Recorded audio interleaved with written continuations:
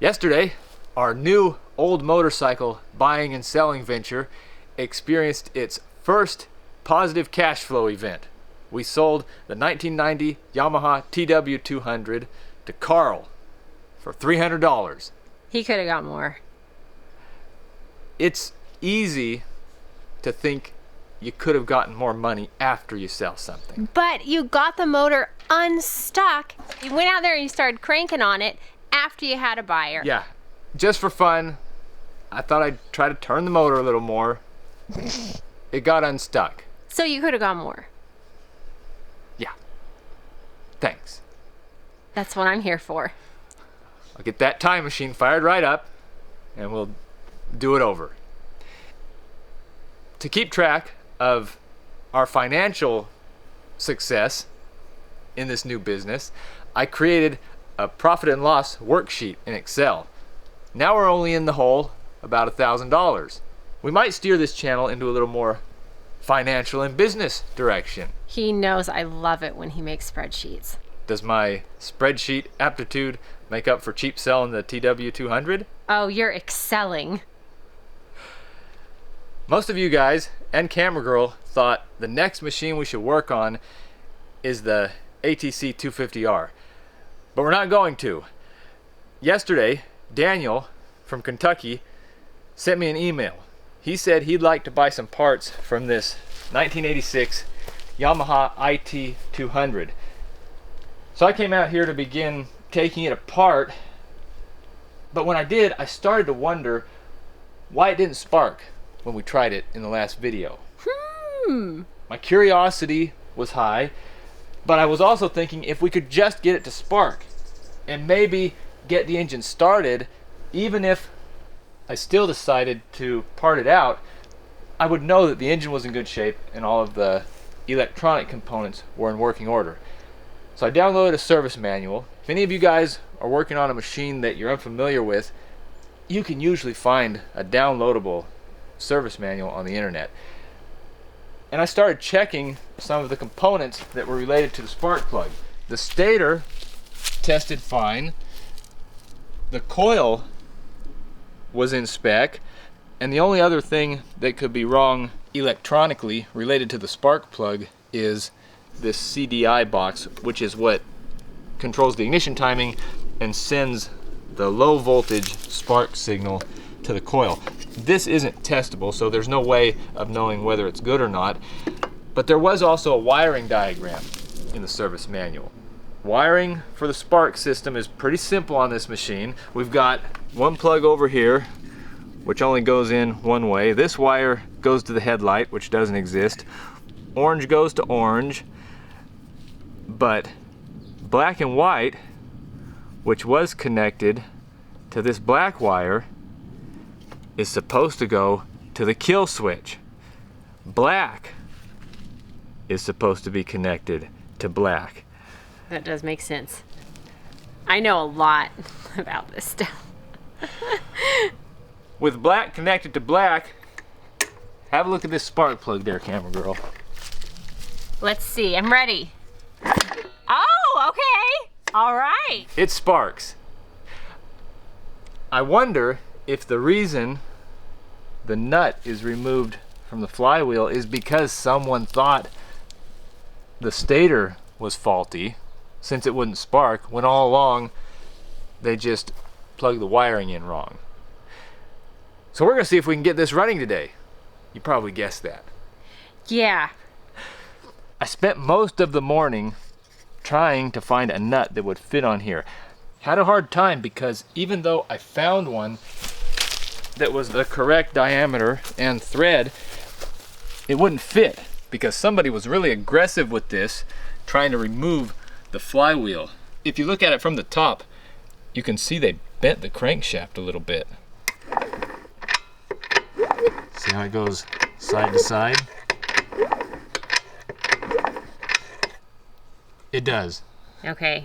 Sometimes I just don't know what I'm looking for. And that much impact on this crankshaft not only bent it, it also mushroomed it out, so the correct nut did not want to fit on here. But I was able to get it by filing the threads down a little bit and careful turning.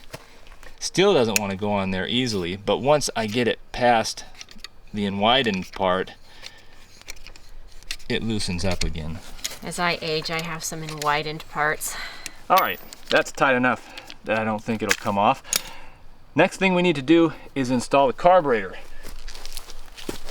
Robert had this stored inside. It was really clean.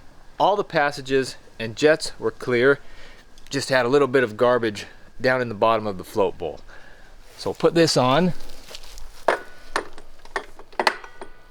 It is hard to pay attention to with these ants climbing on me. Well, the people would probably rather see your legs than me install the carburetor anyway. The carburetor is installed and I have it connected to this custom lemonade jug fuel tank. It's my own design. Very nice. You could patent that.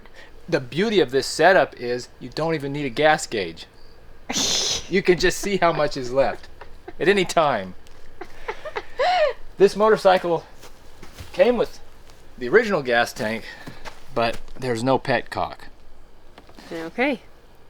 Isn't it interesting that if a feller has a blue motorcycle, he wants to paint it yellow, but if you have a yellow one, it really looked better blue. But that's just human nature. So I'll fill this up, and then we'll see if it starts. I already topped off the transmission oil. It was almost at the correct level already. So that was encouraging. All right, we've got a leak down here because I don't think there's a gasket between the bowl and the carburetor body. Well, why don't you see if it starts before it runs out of gas? Just what I was thinking. Choke is on. There's no traditional throttle grip on this thing, but I zip tied the cable to the handlebar. All right. You think it'll start? Yeah. Oh, better replace my gas cap. Don't want to lose that.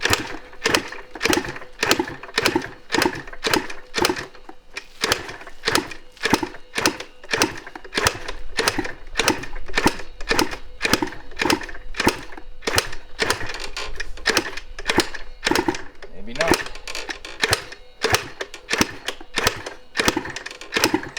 It's sounding more throaty. Yeah, I dumped a lot of oil into this cylinder when I first got it, so that probably has to work its way through.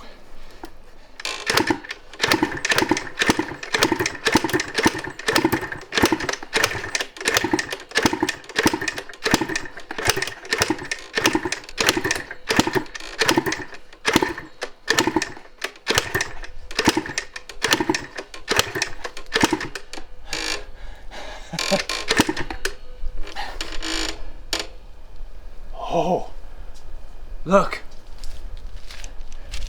A little bit of smoke. It wants to run. Yeah? Here we go, round two.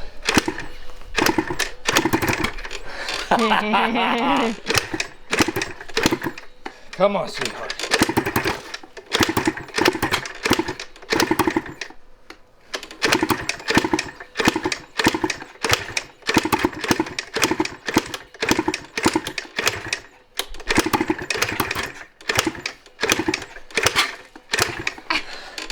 It's all right. Take a breath when you need to. Whew. I lost count in the middle, but I think you're at 90 kicks.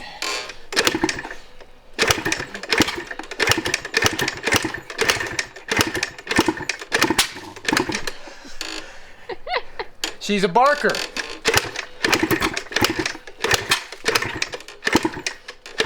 Sounds like the old hit and miss engines.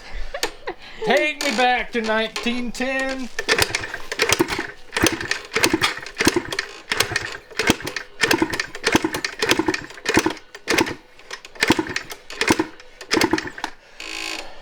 So I think you're at 123. You need to hurry up. The battery might die. I think my battery is about to die. We've got a new battery in the camera. I got a drink of water.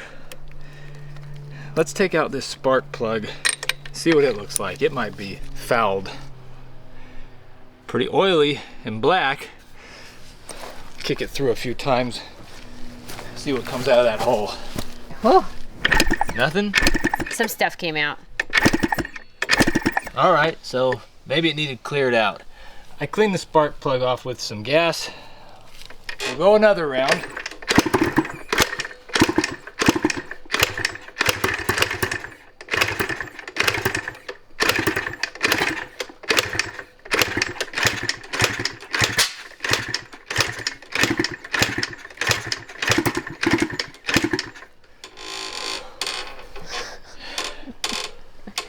So we didn't show every kick.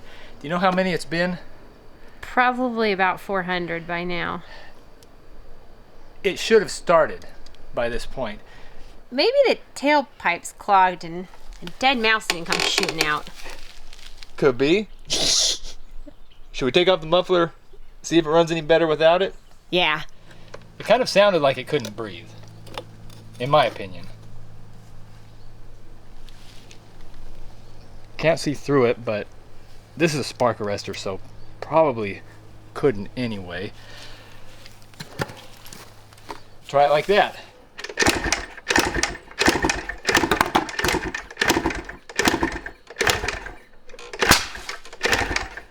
Okay, that exhaust is clear. If it wasn't, it couldn't pop so easily and forcefully. Yeah. So I'll have to think of something else. Okay. You can't help yourself, can you? Well, I was thinking if the tailpipe was plugged, it would take a few more kicks to clear everything out. So I'll clear it out.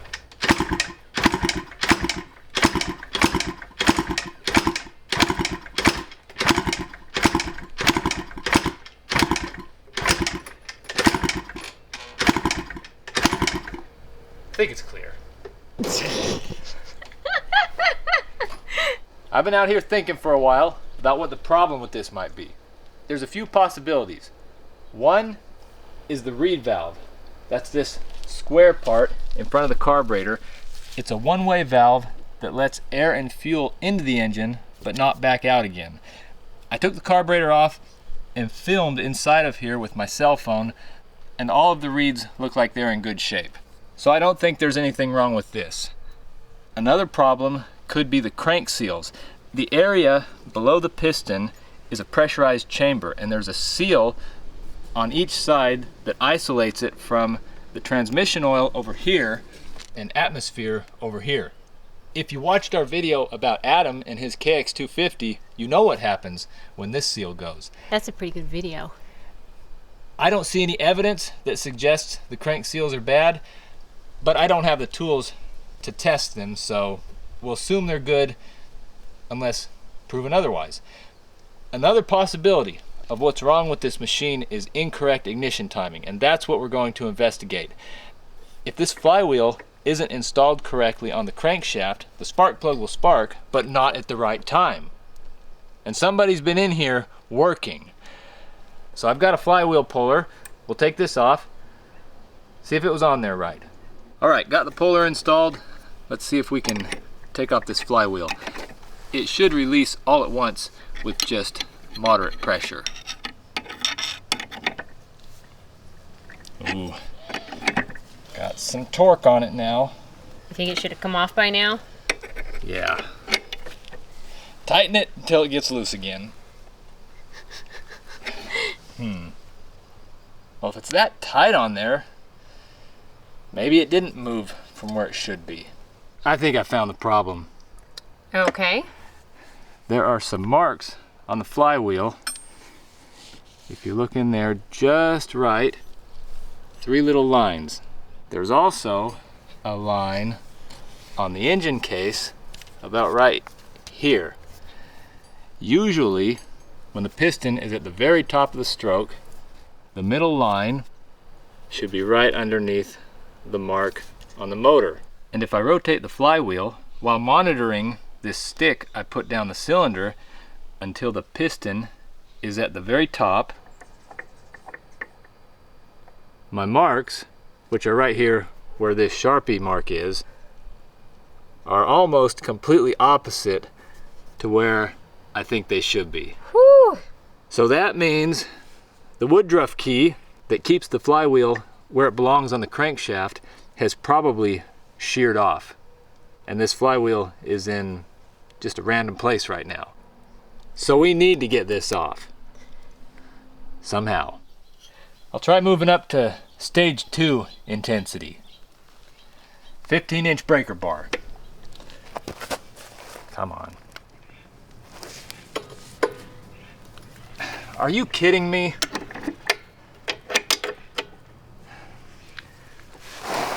Just come. Oh. It's not supposed to turn this much. I just thought about what might be moving when I screw this bolt in.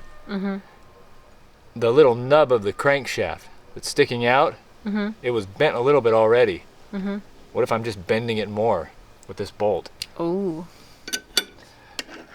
Gonna take it apart? Take this off and see. Forgot I tightened that a little bit, didn't I? I didn't show the entire process of tightening this puller bolt, but we turned it about 4 revolutions, which is 3.5 revolutions more than it should have taken. Curious if you guys have any ideas about why the flywheel's stuck on there so tight. I think it's rust. Rust weld? All the way. Ready to see the damage? Oh, yeah. Oh. Oh. Ooh. Whoa. I put the push on it, didn't I? Look at what you did. It all makes sense now. I'm embarrassed. You should be. So this is where we stop. It's not worth spending any more time or energy trying to make this run. And we can't anyway. Let me know what you guys think, but as far as I'm concerned, this is a parts bike. Oh, yeah. Just the exhaust pipe and carburetor are $100 bill each. So I'll make my money on it. It's just a matter of diminished pride. And I really wanted to hear it run. I'll never hear it run. Thanks for watching.